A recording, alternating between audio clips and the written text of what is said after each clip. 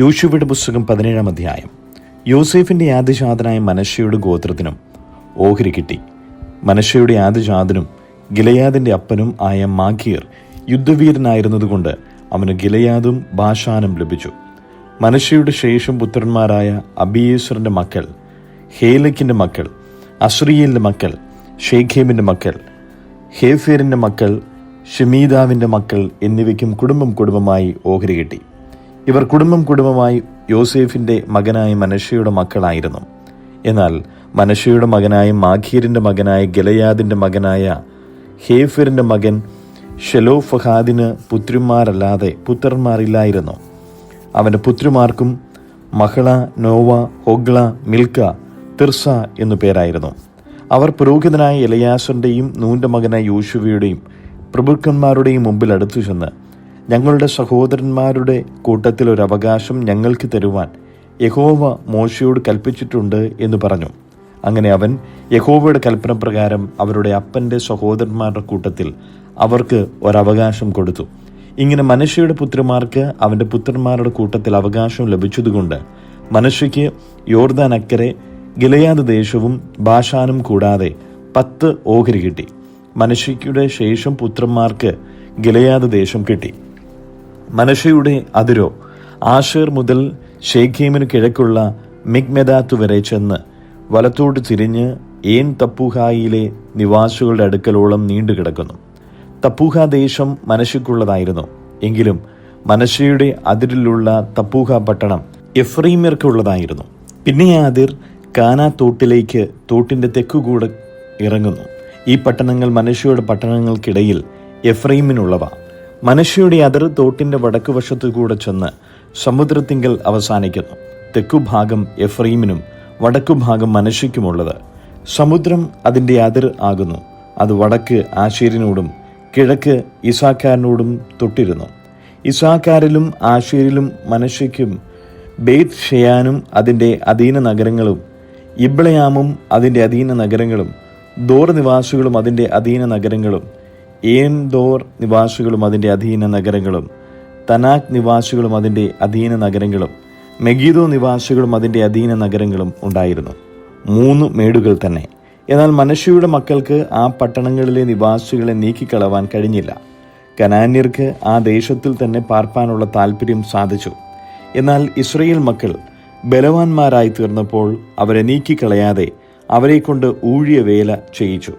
അനന്തരം യോസേഫിന്റെ മക്കൾ യോശുവയോട്, യഹോവ ഇതുവരെ ഞങ്ങളെ അനുഗ്രഹിച്ച് ഞങ്ങളൊരു വലിയ ജനമായി തീർന്നിരിക്കെ ഒരു നറുക്കും ഓഹരിയും മാത്രം നീ ഞങ്ങൾക്ക് തന്നതെന്ത് എന്ന് ചോദിച്ചു.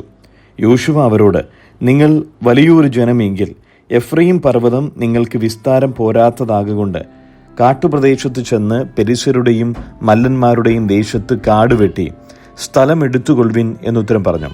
അതിന് യോസേഫിന്റെ മക്കൾ, മലനാട് ഞങ്ങൾക്ക് പോരാ, ബേത് ഷെയാനിലും അതിന്റെ അധീന നഗരങ്ങളിലും ഇസ്രായേൽ താഴ്വരയിലും ഇങ്ങനെ താഴ്വീതി പ്രദേശത്ത് പാർക്കുന്ന കനാന്യർക്കൊക്കെയും ഇരുമ്പു രഥങ്ങളുണ്ട് എന്ന് പറഞ്ഞു. യോശുവ യോസേഫിന്റെ കുലമായ എഫ്രൈമിനോടും മനശ്ശെയോടും പറഞ്ഞത്, നിങ്ങൾ വലിയൊരു ജനം തന്നെ, മഹാശക്തിയുമുണ്ട്. നിങ്ങൾക്കൊരു ഓഹരി മാത്രമല്ല വരേണ്ടത്, മലതാണ് നിനക്കുള്ളത് ആയിരിക്കണം. അത് കാടാകുന്നു, എങ്കിലും നിങ്ങളത് വെട്ടിത്തെളിക്കണം. അതിന്റെ അറുതി പ്രദേശങ്ങളും നിങ്ങൾക്കുള്ളവ തന്നെ. കനാന്യർ ഇരുമ്പു രഥങ്ങൾ ഉള്ളവരും ബലവാന്മാരും ആകുന്നുവെങ്കിലും നിങ്ങൾ അവരെ നീക്കിക്കളയും. സദൃശ്യവാക്യങ്ങൾ 16. ഹൃദയത്തിലെ നിരൂപണങ്ങൾ മനുഷ്യനുള്ളവ, നാവിന്റെ ഉത്തരമോ യഹോവയാൽ വരുന്നു.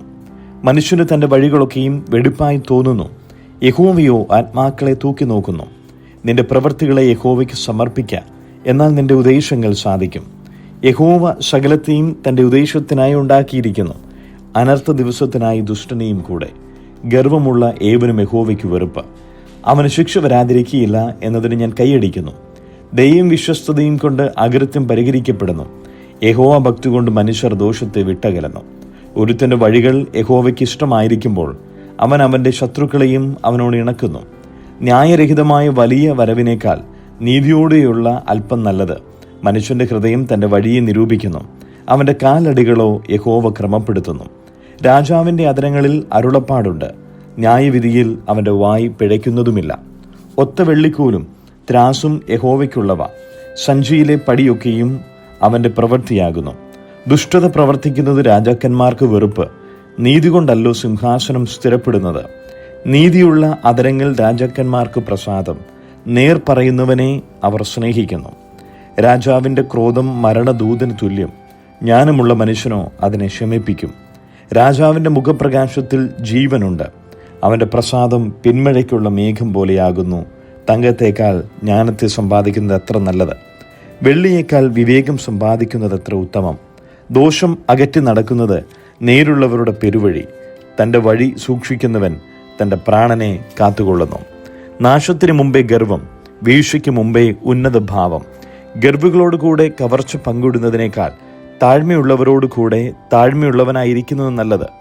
തിരുവചനം പ്രമാണിക്കുന്നവൻ നന്മ കണ്ടെത്തും. യഹോവയിൽ ആശ്രയിക്കുന്നവൻ ഭാഗ്യവാൻ. ജ്ഞാനഹൃദയൻ വിവേകി എന്ന് വിളിക്കപ്പെടും. അധരമാധുര്യം വിദ്യയെ വർദ്ധിപ്പിക്കുന്നു. വിവേകം വിവേകിക്ക് ജീവന്റെ ഉറവാകുന്നു. ഭോഷന്മാരുടെ പ്രബോധനമോ ഭോഷത്വം തന്നെ. ജ്ഞാനിയുടെ ഹൃദയം അവൻ്റെ വായി പഠിപ്പിക്കുന്നു. അവൻ്റെ അധരങ്ങൾക്ക് വിദ്യ വർദ്ധിപ്പിക്കുന്നു. ഇമ്പമുള്ള വാക്ക് തേൻകട്ടയാകുന്നു. മനസ്സിന് മധുരവും അസ്ഥികൾക്ക് ഔഷധവും തന്നെ. ചിലപ്പോൾ ഒരു വഴി മനുഷ്യന് ചൊവ്വായി തോന്നുന്നു.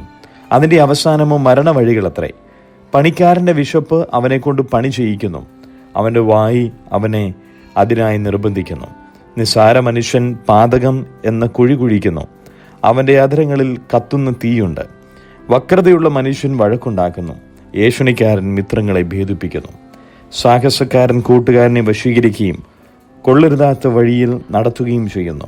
കണ്ണ് അടയ്ക്കുന്നവൻ വക്രത നിരൂപിക്കുന്നു. വപ്പു കടിക്കുന്നവൻ ദോഷം നിവർത്തിക്കുന്നു. നരച്ച തല ശോഭയുള്ള കിരീടമാകുന്നു. നീതിയുടെ മാർഗത്തിൽ അതിനെ പ്രാപിക്കാം. ദീർഘക്ഷമയുള്ളവൻ യുദ്ധവീരനിലും ജിതമാനസൻ പട്ടണം പിടിക്കുന്നവനിലും ശ്രേഷ്ഠൻ. ചീട്ട് മടിയിലിടുന്നു, അതിൻ്റെ വിധാനമോ യഹോവയാലത്രേ. കൊരിന്ത്യർക്ക് എഴുതിയ 1-ാം ലേഖനം 6-ാം അധ്യായം. നിങ്ങളിൽ ഒരുത്തിനും മറ്റൊരുത്തിനോടൊരു കാര്യമുണ്ടെങ്കിൽ വിശുദ്ധന്മാരുടെ മുമ്പാകെ അല്ല, അഭക്തരുടെ മുമ്പിൽ വ്യവഹാരത്തിന് പോകുവാൻ തുനിയുന്നുവോ? വിശുദ്ധന്മാർ ലോകത്തെ വിധിക്കും എന്നറിയുന്നില്ലയോ? ലോകത്തെ നിങ്ങൾ വിധിക്കുമെങ്കിൽ ഏറ്റവും ചെറിയ സംഗതികളെ വിധിപ്പാൻ നിങ്ങൾ അയോഗ്യരോ? നാം ദൂതന്മാരെ വിധിക്കും എന്ന് നിങ്ങൾ അറിയുന്നില്ലയോ?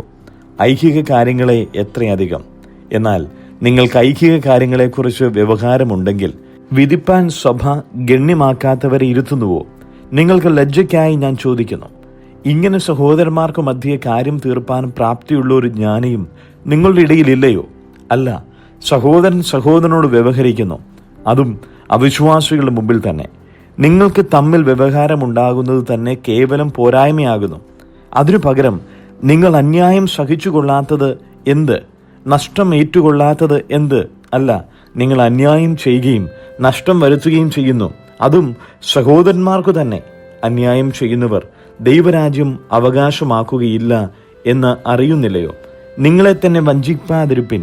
ദുർനടപ്പുകാർ, വിഗ്രഹാരാധികൾ, വ്യഭിചാരികൾ, സ്വയംഭോഗികൾ, പുരുഷകാമികൾ, കള്ളന്മാർ, അത്യാഗ്രഹികൾ, മദ്യപന്മാർ, വാവിഷ്ടക്കാർ, പിടിച്ചുപറിക്കാർ എന്നിവർ ദൈവരാജ്യം അവകാശമാക്കുകയില്ല.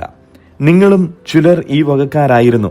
എങ്കിലും നിങ്ങൾ കർത്താവായ യേശുക്രിസ്തുവിന്റെ നാമത്തിലും നമ്മുടെ ദൈവത്തിൻ്റെ ആത്മാവിനാലും നിങ്ങളെ തന്നെ കഴുകി ശുദ്ധീകരണവും നീതീകരണവും പ്രാപിച്ചിരിക്കുന്നു. സകലത്തിനും എനിക്ക് കർത്തവ്യമുണ്ട്, എങ്കിലും സകലവും പ്രയോജനമുള്ളതല്ല.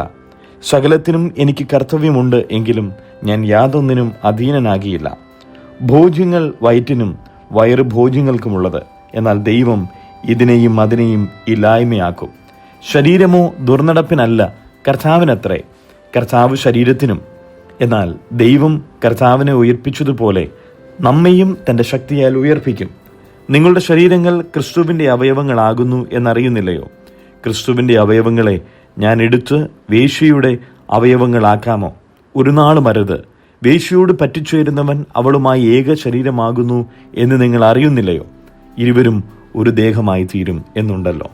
കർത്താവിനോട് പറ്റിച്ചേർന്നവനോ അവനുമായി ഏകാത്മാവാകുന്നു. ദുർനടപ്പ് വിട്ട് ഓടുവിൻ. മനുഷ്യൻ ചെയ്യുന്ന ഏതു പാപവും ശരീരത്തിന് പുറത്താകുന്നു. ദുർനടപ്പുകാരനോ സ്വന്തം ശരീരത്തിന് വിരോധമായി പാപം ചെയ്യുന്നു. ദൈവത്തിൻ്റെ ദാനമായി നിങ്ങളിലിരിക്കുന്ന പരിശുദ്ധാത്മാവിൻ്റെ മന്ദിരമാകുന്നു നിങ്ങളുടെ ശരീരമെന്നും നിങ്ങളെ വിലയ്ക്ക് വാങ്ങിയിരിക്കിയാൽ നിങ്ങൾ താന്താങ്ങൾക്കുള്ളവരല്ല എന്നും അറിയുന്നില്ലയോ? ആകയാൽ നിങ്ങളുടെ ശരീരം കൊണ്ട് ദൈവത്തെ മഹത്വപ്പെടുത്തുവിൻ.